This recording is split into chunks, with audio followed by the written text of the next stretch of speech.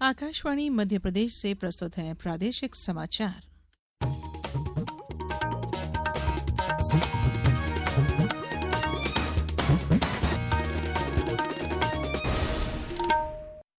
नमस्कार, समाचारों के साथ मैं धारणा सचदेव।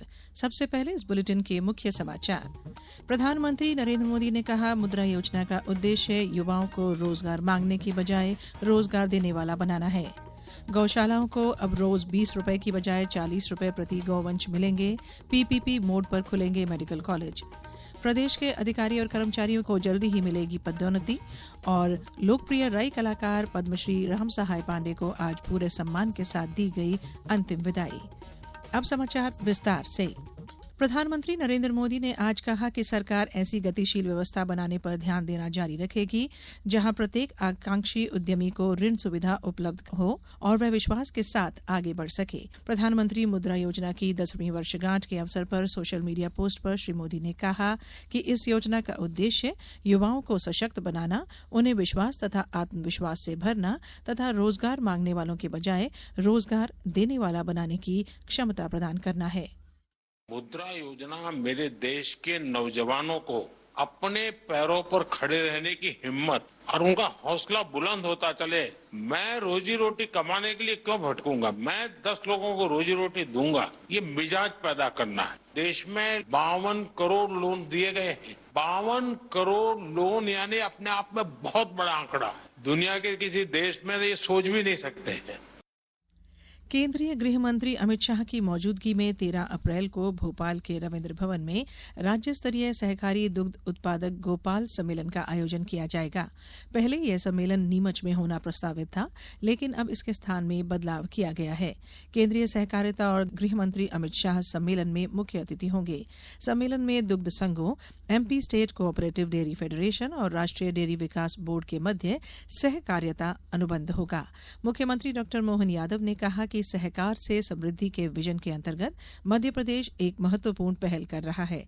सहकार्यता अनुबंध के माध्यम से किसानों और पशुपालकों की जिंदगी बदलने का कदम उठाया जाएगा। मुख्यमंत्री डॉ मोहन यादव की अध्यक्षता में मंत्रिपरिषद की बैठक में स्वावलंबी गौशालाओं की स्थापना की नीति 2025 की स्वीकृति दी गई। मंत्रिपरिषद द्वारा गौशालाओं को 20 रुपए प्रति गौवंश प्रति दिवस से बढ़ाकर 40 रुपए प्रति गौवंश प्रति दिवस किए जाने का निर्णय भी लिया गया। इसी तरह मुख्यमंत्री पशुपालन विकास योजना का नाम डॉ अंबेडकर पशुपालन विकास योजना रखे जाने का निर्णय लिया गया। उप मुख्यमंत्री राजेंद्र शुक्ल ने बताया कि मंत्रिपरिषद द्वारा प्रदेश में चिकित्सा महाविद्यालयों को पीपीपी मोड पर स्थापित करने को मंजूरी दी गई है।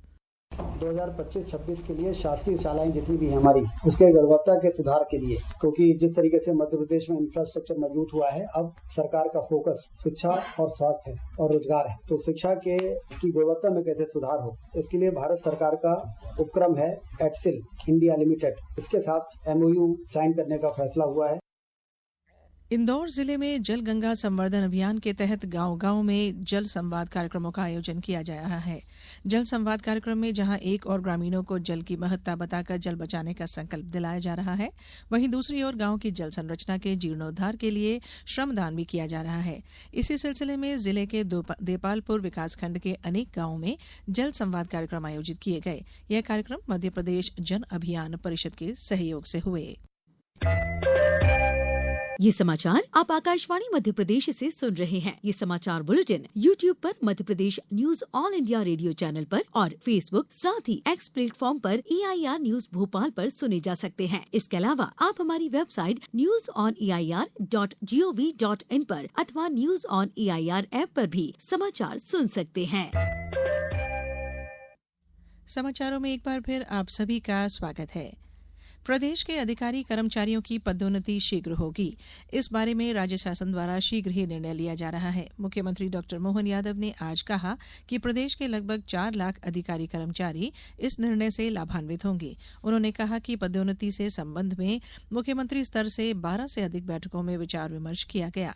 मुख्यमंत्री ने कहा कि शीघ्र ही मंत्रिपरिषद की बैठक में इस संबंध में निर्णय होगा।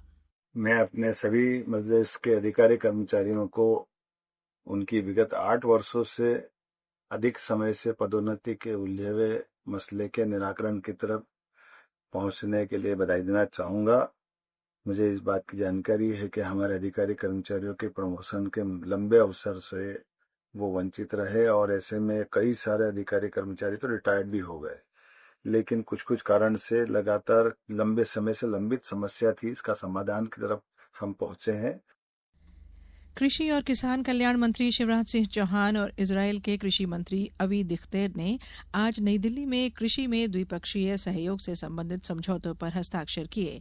श्री चौहान ने बैठक को संबोधित करते हुए कहा कि दोनों देश कृषि, नवाचार, जल और प्रौद्योगिकी के क्षेत्र में उत्कृष्ट योगदान कर रहे हैं।